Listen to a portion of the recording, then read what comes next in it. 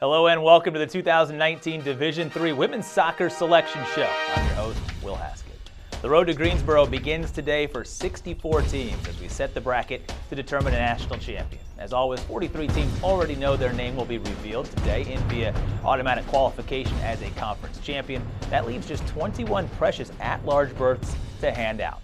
First and second round matches are at local sites this coming weekend, and we'll whittle the bracket all the way down to just 4 teams remaining the first weekend of December at UNCG Soccer Stadium. The semifinals taking place on December the 6th and the championship the following day. Who makes it there has a lot to do with where they start, so let's set the matchups right now as we dive into the bracket.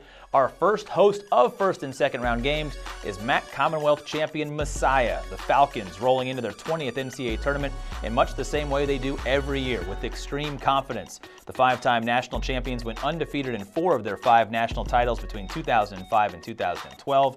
This year, while they won't go unbeaten, it's been close to perfect. Top 10 in the nation in both points and goals against. Always one of the toughest outs of the bracket every year. Messiah opens with Leslie, the NECC champions, tournament tested with 7 appearances now in the past 8 years. Also heading to Messiah is Randolph-Macon, the ODAC champion, battling Haverford, which earns an at-large berth for the program's first trip back since 2013. Texas, where Trinity is back, make it a quarter century of NCAA berths for the Tigers as they return to the tournament for the 11th straight season. This team knows how to score, netting 3 or more goals in all but 2 of the team's victories this season. The Tigers will face Pacific Lutheran, fresh off a Northwest Conference championship.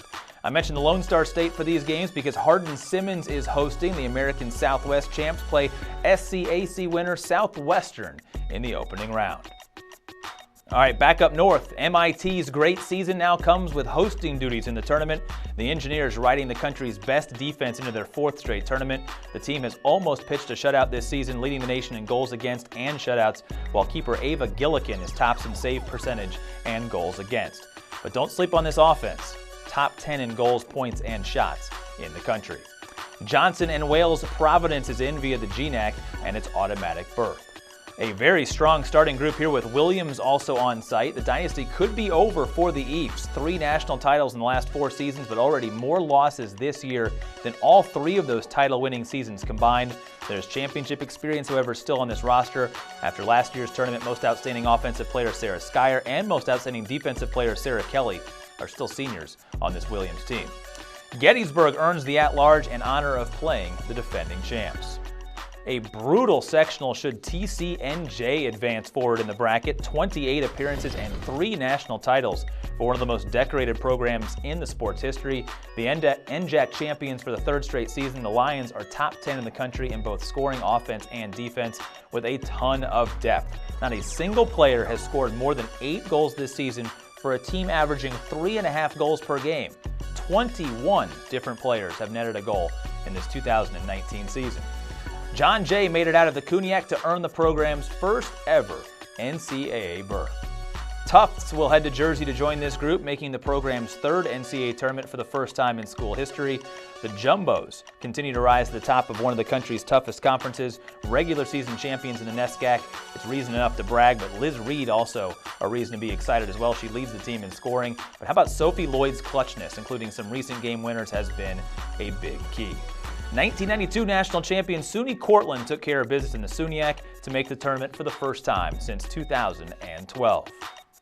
All right, a quarter of the way through the bracket as we slide down to our next host. These games being played on Friday and Saturday, hosted in Illinois by Wheaton. The 3-time national champs needed an at-large berth. They got bested in the CCIW semifinals in PKs. The Thunder were the top seed entering the tournament and have a little extra motivation now after that semifinal loss. They'll be motivated, however, as they head to their 22nd NCAA tournament. SLIAC winners Webster will be the opponent against Wheaton in the opening round. An at-large berth well earned for Case Western, a historic season in the Spartan record books for sophomore Annika Washburn. She set the program record for goals, points, and shots. In addition to her big numbers there, she's top 10 in the country in game-winning goals, with 7 entering this past weekend. She's part of what could be the greatest offensive season in program history, with a goal total they hope will expand in the NCAA tournament. Worcester took care of business in the North Coast to earn the automatic qualifier, and the spot here against Case Western.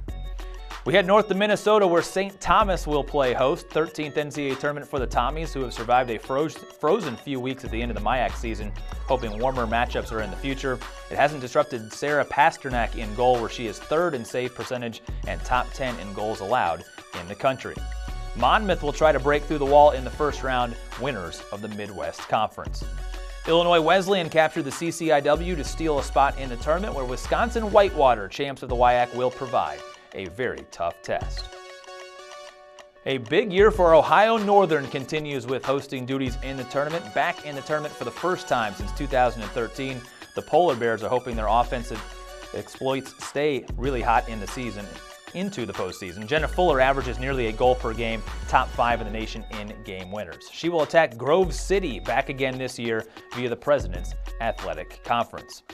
Center's perfect record will be on display here as well. One of the highest flying offenses in the country will try and score its way to a first national title in its 10th trip.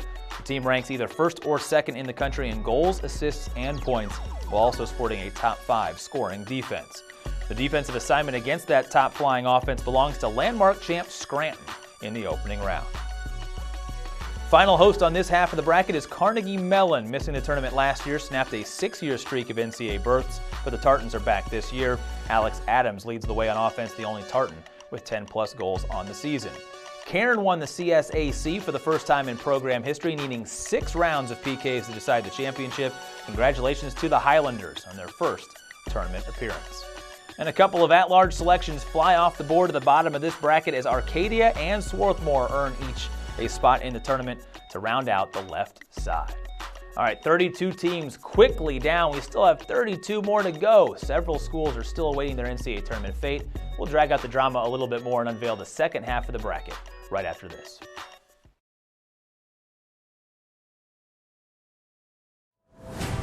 Unmatched passion. Incredible power. This trophy is not given. It must be earned. The NCAA Division III Men's and Women's Soccer Championships. December 6th and 7th at the UNCG Soccer Stadium in Greensboro, North Carolina.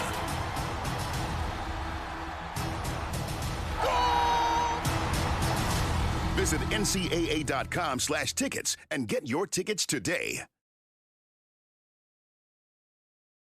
Welcome back to the 2019 Division III Women's Soccer Selection Show. Many teams already know their travel schedule coming up for this week, but 32 others still awaiting assignments, and a few more wondering if their seasons will continue. So let's get right back into the bracket in the drama for a few more. Our next host for Saturday and Sunday games, and no surprise, we'll have some games played at Wash U. The 2016 national champions made it back to the national semifinals a year ago before bowing out of the tournament. This year, a strong defensive side of the field will be the key for another deep run. Top 20 in scoring defense, Emma Greenfield holds it down in goal, where she is top 10 in goals against and top 20 in save percentage. In the country, the UAA champs are dancing for the 19th time. This trip starts with Maryville, USA South winners here in 2019. Adrian will travel to St. Louis after capturing the MIAA title, taking on Wisconsin's Stevens Point in the opening match, celebrating the first berth in the tournament since all the way back in 2010.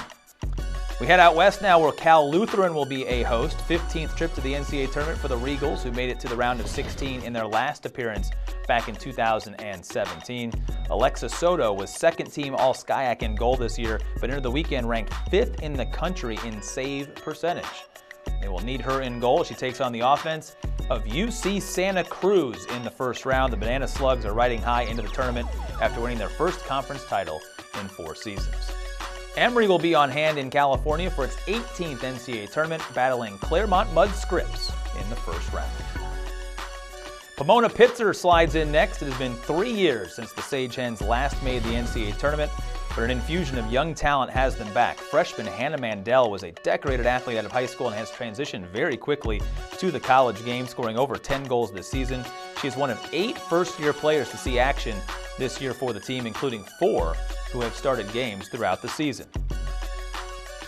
That youth will take on St. Scholastica, Upper Midwest champions. And and that game will be hosted by Wartburg, a roster bolstered by 6 members of the American Rivers All-Conference team, the 9th right into their 8th NCAA tournament, looking for the program's best finish. The Campbell sisters are 2 of those All-Conference nominees, with elder Zoe and younger Sarah anchoring the back line of defense. And that sister act faces Concordia, Wisconsin in the first round, the NACC champions. Rounding out this quarter of the bracket is host Chicago, 19th tournament appearance for a program that came a win away from a title just 2 years ago. This season, a very strong schedule has this team ready for a deep postseason run. The Maroons poised for postseason success, mainly because of senior Hannah Watkins, who leads the attack this year. She's tops on the team in both goals and assists for the team. Pitt Greensburg took care of business in the Allegheny Mountain Collegiate Conference to earn a spot and a first-round date with Chicago.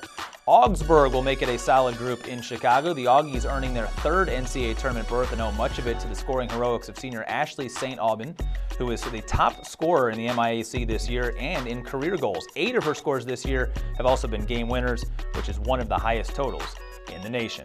Rose Holman topped the Heartland to earn just the 2nd berth in program history, 12 years after the first.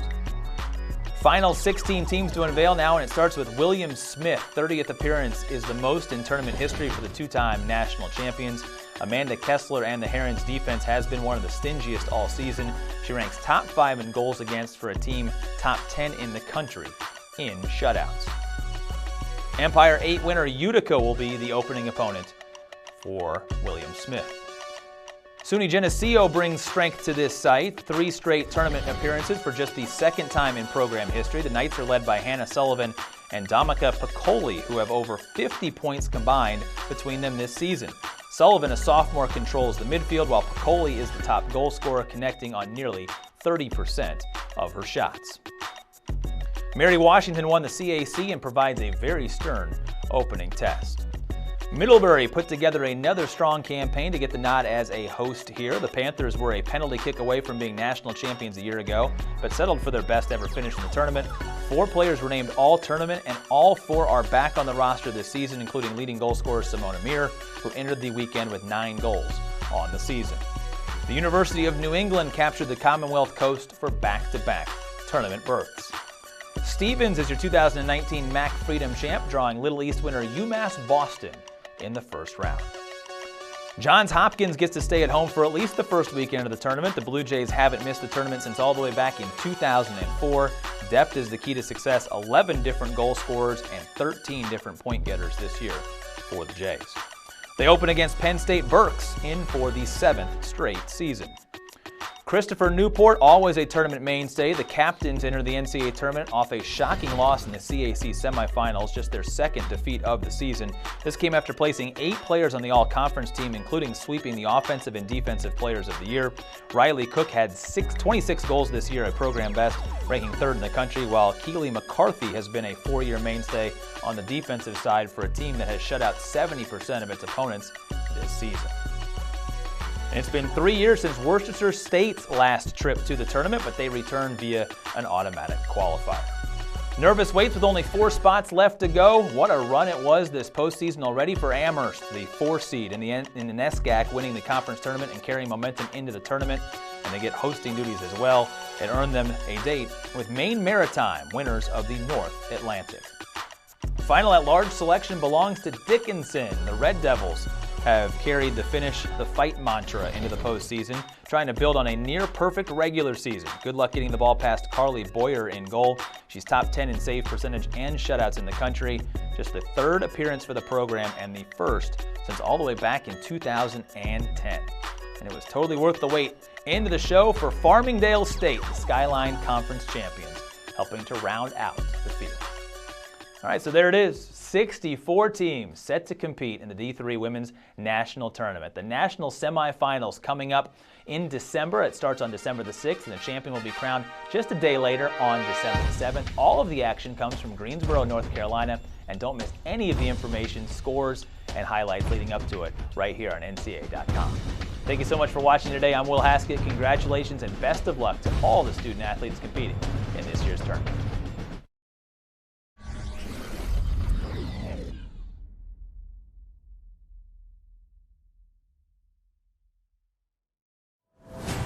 Unmatched passion, Incredible power. This trophy is not given. It must be earned. The NCAA Division III Men's and Women's Soccer Championships. December 6th and 7th at the UNCG Soccer Stadium in Greensboro, North Carolina.